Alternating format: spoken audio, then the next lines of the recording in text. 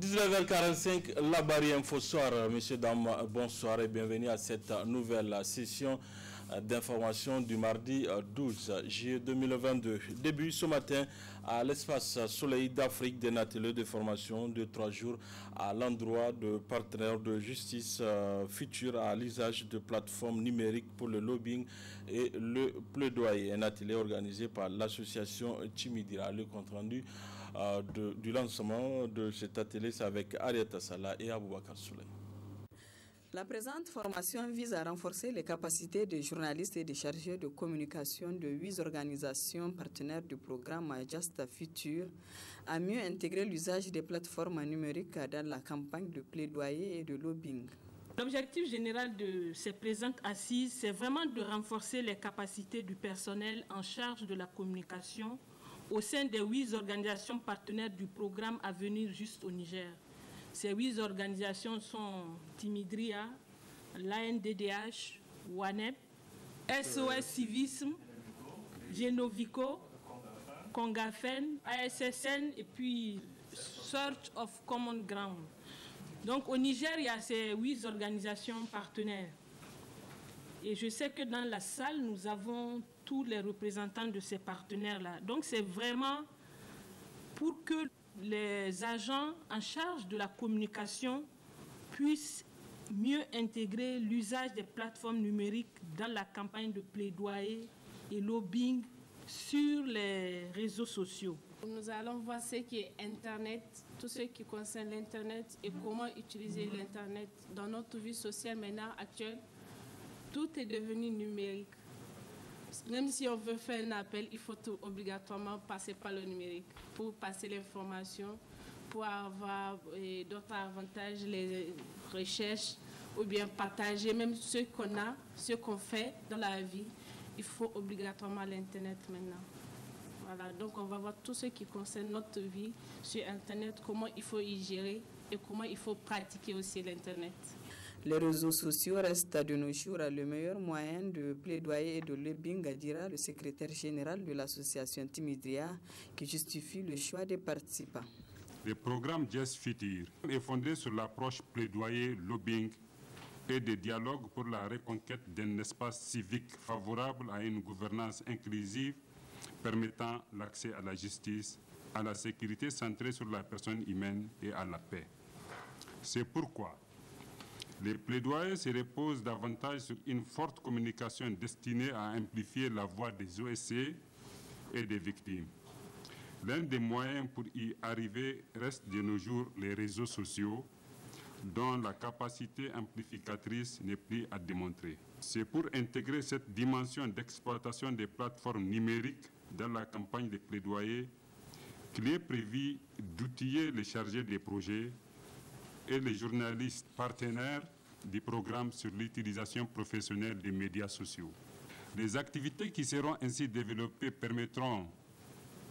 prendront aussi une forme de campagne numérique pouvant permettre au programme de mieux se positionner et faire entendre la voix des OSC sur les triptyques accès à la justice, sécurité et paix, et de mieux influencer les décideurs à travers les objectifs spécifiques suivants.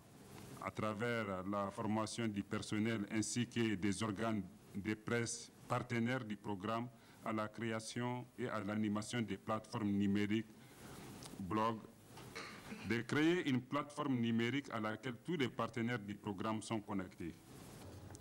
Durant 3 jours, les participants à cette formation seront formés sur la création et l'animation des plateformes numériques, à savoir blog, groupe WhatsApp, Facebook et Twitter. Ouverture ce matin de la 2e session ordinaire du Conseil de l'arrondissement communal Niamey 1 au titre de l'année 2022. 3 points sont inscrits à l'ordre du jour de cette session, nous rapportent Nafisat Yahya et Ibrahim Abdou. 3 points sont inscrits à l'ordre du jour de cette 2e session ordinaire du Conseil de l'arrondissement communal Niamey 1 au titre de l'année 2022. Une session qui se tient à seulement quelques jours de la tenue de la table ronde Zéro classe payotte à Niamey. Cette opération d'envergure est une initiative que nous saluons positivement. Elle est née de l'idée et de l'enthousiasme de l'honorable député Oumarou Dogari Moumouni, un homme bien décidé à réussir son pari et pour qui nos élèves doivent cesser de vivre comme des morts en sursis. La session qui nous réunit et qui durera 4 jours revêt une grande importance au regard des différents points inscrits à l'ordre du jour. Ainsi, nous aurons à examiner l'exécution budgétaire au 30 juin 2022, le plan d'urgence en prélude à l'installation hivernale et le premier remaniement budgétaire 2022. L'examen de ces différents points sera suivi d'une série de communications que j'aurai le privilège de vous présenter au dernier jour de nos travaux. Ainsi, vous constatez qu'en plus des points concernant les finances locales, nous aurons à adopter un plan d'urgence. En effet, en tant qu'organe de décision de notre commune, notre conseil doit veiller tout particulièrement à ce que les personnes qui pourraient être impactées par d'éventuelles inondations ou d'autres circonstances extraordinaires soient aidées de la manière la plus efficace possible en vue d'atténuer les conséquences de ces catastrophes. Plusieurs actions publiques d'intérêt communal sont prévues au cours de cette saison, a laissé entendre le maire de l'arrondissement communal Niamey 1. Je vous fais observer aussi, notre rencontre intervient à un moment où la saison des pluies s'installe progressivement dans notre commune. Une saison synonyme de période de soudure, caractérisée cette année par la hausse du prix des denrées alimentaires sur le marché.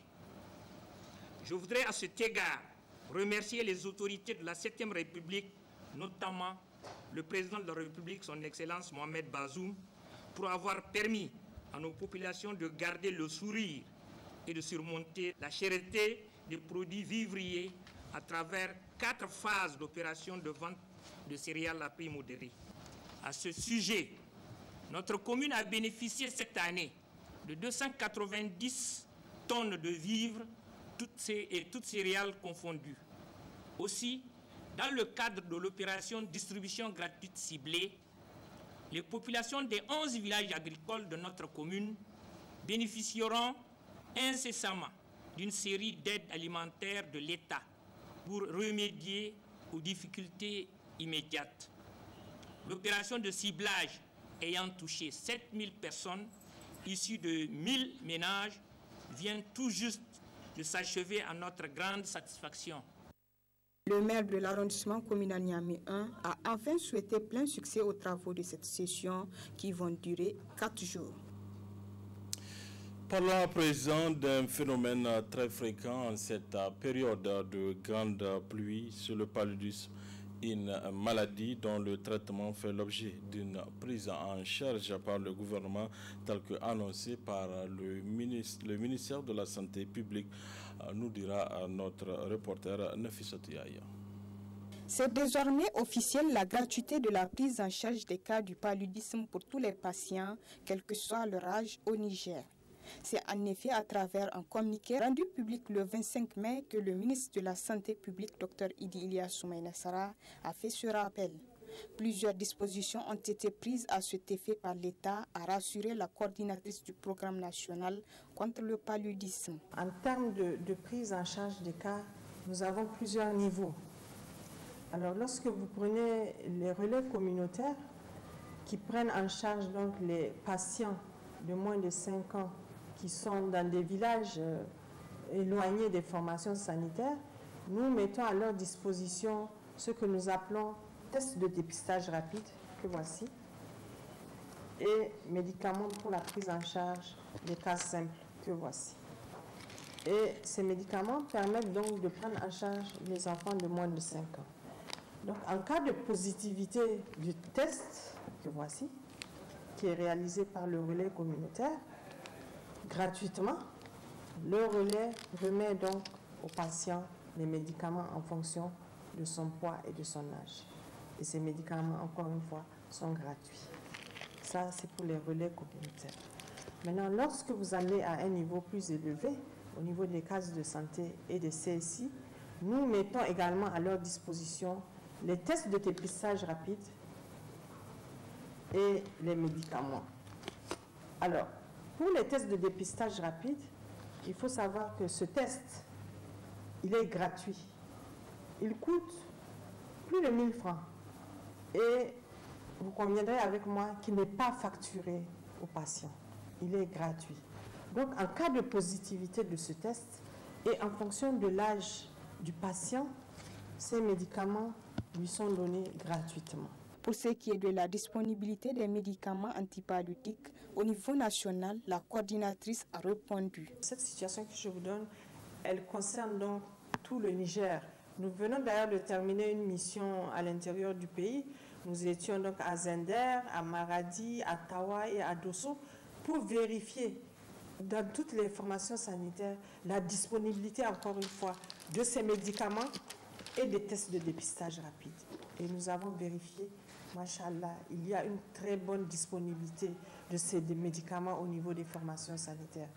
Et mieux, nous sommes en train, avec l'ONPPC, de charger donc les différents camions qui vont, à partir de fin mai, donc fin mai c'est maintenant, fin mai, début juin, disponibiliser donc les médicaments et les tests pour le dernier semestre 2022.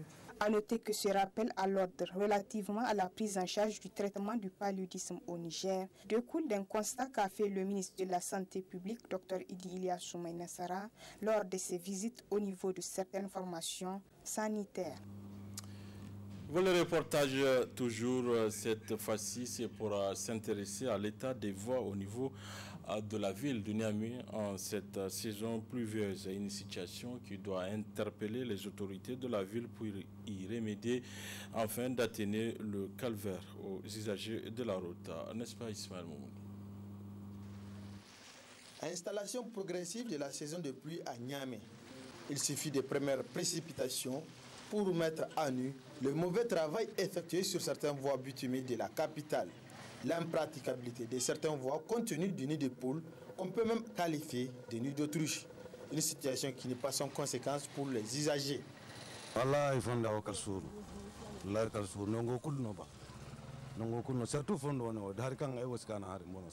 Emprunter cette voie relève d'un parcours de combattants compte tenu des nids de poules. Elle nous cause d'énormes casse-têtes. Nos voitures sont toujours en panne et même nos clients ne sont pas épargnés par ce calvaire.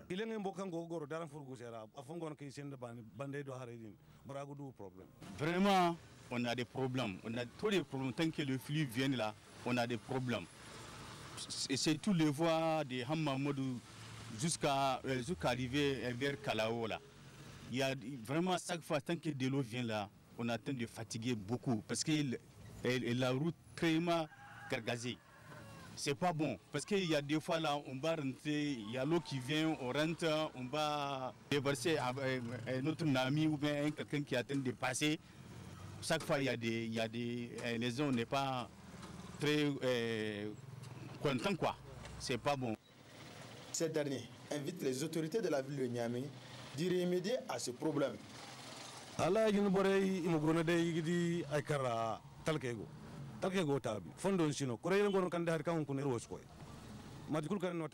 En cette saison, il y a des quartiers dans lesquels on ne rentre pas, vu l'impraticabilité des voies.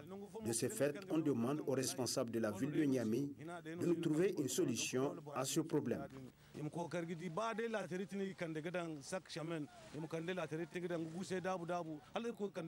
tant que taximar Omar Dogari, je te dis pardon, Omar Dogari, notre voie de Hamamoud Zoua Kalaola, le voie là, vraiment, il est complètement dégradé. C'est pas bien, Omar Dogari. On attend de demander Omar Dogari. On cesse le pitié Omar Dogari, tu viens nous réparer le voie là. On attend vraiment, il y a des fatigues. La route n'est pas bien, Omar Dogari. Manque de volonté ou une équation impossible à résoudre par les responsables de la ville de Niamey. En tout cas, à chaque saison pluvieuse, c'est le même calvaire pour les usagers de certaines voies. Créée en 1931 sous le nom de centre agricole à Filengue, la station fut transférée à Toukounous en 1954 et prit finalement le nom de station sahélienne expérimentale de Toukounous pour des raisons techniques. La mission principale de cette station est la sélection, la division du zébi en race Azawak à la robe fauve dans les élevages traditionnels. Aujourd'hui, la station de Toukounous fait face à de nombreux défis, explique Amadou Barti, directeur de la dite station. Le reportage. La station a été créée en 1931 sous le nom du centre agricole. À l'époque, elle était à Filengue et elle avait pour vocation essentiellement agricole. Elle fut transférée à son site actuel là en 1954 où elle a pris le nom de la station sahélienne expérimentale de Toukounous. Donc la station a comme objectif la sélection et la diffusion du zébi Azawak en milieu traditionnel. Ici, la station dispose d'un effectif de 511 têtes. 511 têtes réparties en 5 troupeaux. L'alimentation, vous avez vu de vous-même, il n'y a rien. Il n'y a rien, vous avez vu. Les gens ont balayé, il y a une surcharge très grande. Les animaux de tous les villages environnants pâturent ici. Et même les éleveurs qui sont sur le plateau sont redescendus ici. À l'état actuel, la station est en train d'agoniser. Elle est en train d'agoniser, pourquoi? Parce que quand on parle de la sélection, il faut la clôture. Et cette clôture est menacée. La population profite de l'insécurité, comme je le disais tantôt, pour couper les barbelés, enlever les cornières et permettre l'accès à d'autres animaux. Donc d'office, la sélection est perdue. Donc l'état de lieu, vous voyez, la logistique qu'on avait, maintenant on ne l'a plus, parce que l'insécurité a fait que les bandits étaient venus, ils ont emporté notre 4x4, Nissan 4x4, ils sont partis avec. C'est récemment que la direction, à peine 3 semaines, que la direction m'a doté d'un moteur pour passer sur un des véhicules. C'est ça qui nous sert donc de poule et de mener nos activités régaliennes, comme je le disais. Mais sinon, la logistique, tout. En tout cas, vous voyez, ça fait peur, ça fait pitié. Pour qui connaît la valeur de la station, sa position sociale. Et quand on parle de l'élevage, la station de Toukounous, c'est la référence. Mais malheureusement, je le dis avec regret, qu'on est en train de régresser. Ce qu'il faut faire, ça, c'est au niveau de la direction générale et des autorités sur place. Mettre la complémentation à temps, remplir nos magasins, donc aller vers intensifier la culture fourragère. Ensuite, penser à la sécurisation du parc surtout. Voilà, messieurs, dames, c'est tout pour ce 19h45 de la télévision Labari. Merci à vous de l'avoir suivi. Au revoir.